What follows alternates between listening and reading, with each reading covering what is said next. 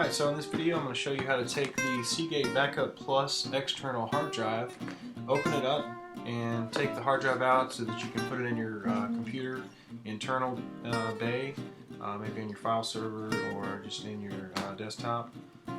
This is the Seagate Backup Plus 4TB USB 3 external enclosure.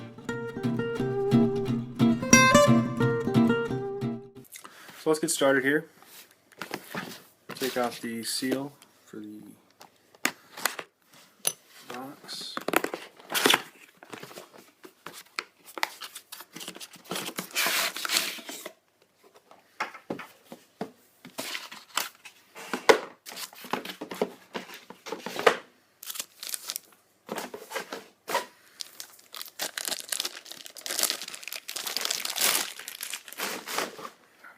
Alright, right here you've got the enclosure. It's got a little foot plate on it that takes the eSATA and converts it to USB 3 and also gives you power.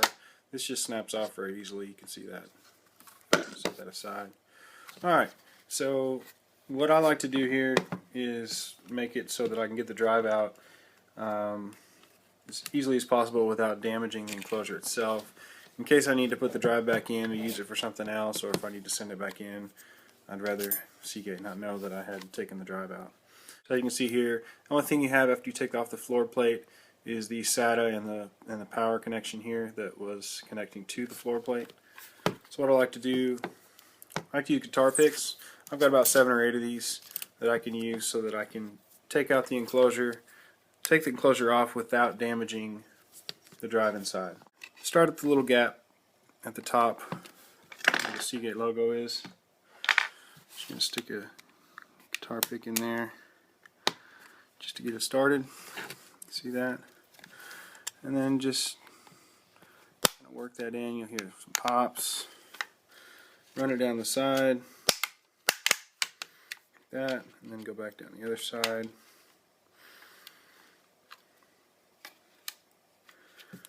Let me just pry it here.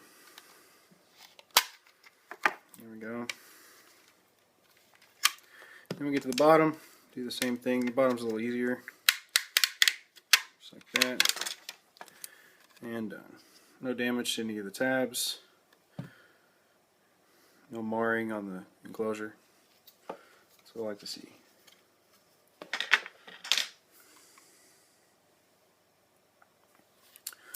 Now the hard part.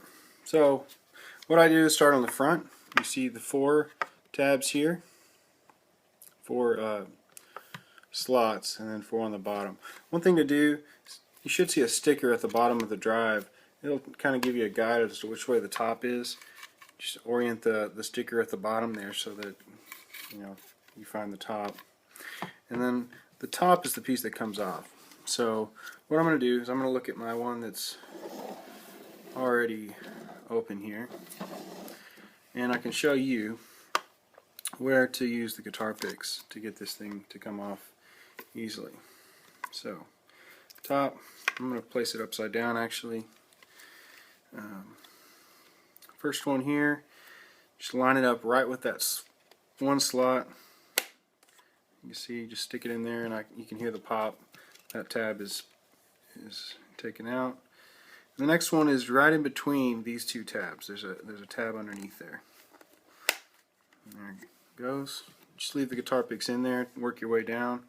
And the last one on the front here is just above, right there. May need to get that one in a little further. So here you can see there's my label for the serial number, and I'm working basically from the bottom down to the top. So let me work this one in a little bit more here. Sometimes you can also push in on the middle plastic. That'll be good for now. So we got those in there. Now I go to the bottom, take another guitar pick, and what I do here is that first one is right above the very first slot. You can see that first slot there. You're just going to slide it in there. Alright, that one came off pretty easy because I've already got this one in, which I just pulled out. Sometimes these top ones look these front ones will come loose as you work because you're widening that gap. The next one is, if you count from the top here, 1, 2, 3. It's in between the third and fourth, in between the two middle ones. There we go. And the last one's pretty tricky. Sometimes it doesn't come off at all, but I did get it that time. So now I've got basically half of this done, and any that I can go ahead and take these out. This one again hasn't quite popped yet. You can see that it's still pretty tight in there, and that's the same trouble I had last time. So let's move around to the back of the device. I'm going to flip this over, my guide here. Alright, now you've got a sticker here. The sticker's going to get slight damage to it, but it shouldn't be anything noticeable because you'll have to pull off part of that plastic underneath it. But from working from the top, if we count, from the bottom, away from the label, if we count up 6 vents, 1, 2, 3, 4, 5, 6, it's going to be right there. And am I going on the other side? Yeah. So 1, 2, 3, 4, 5, 6. The tab is right inside there. See, I got it already. It's really easy. And then there's only 3 on the back here. The next one is 1, 2, 3, 4, 5 from the label. So 1, 2, 3, 4, 5. Place the pick in there. And I've actually already got it. That was easy. Alright. So run it down. You won't be actually able to run it all the way down because there's some other tabs in there that you don't need to pull off, but will get in your way. Alright, so then let's see how we're doing here. You can see I can get most of that whole half off. The only thing is this bottom section. So what I do here, I'm going to go back and work on this one on the front side, which is the front top. This is the one I had trouble with both times now.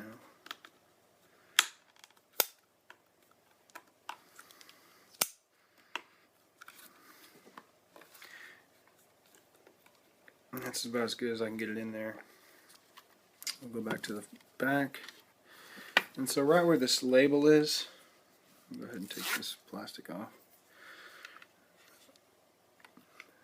Basically the tab is right above the Seagate logo on the label. You can see there's a Seagate and then the logo. That's right where you want to stick the guitar pick to get that last one to pop. Again, the serial number sticker here, it's a little bit in the way. Let me see here.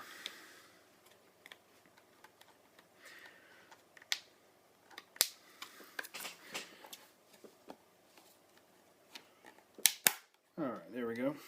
Had to spread it a little bit here, stretch that, and then I was able to pop that through. So now, the only thing keeping this on now is there's on the bottom, actually, yeah, that is the bottom. Basically everything is in reverse, so the tabs are on the top plate going this way. So there's no real good way to get these off, so what I've had to do on those is just force them off.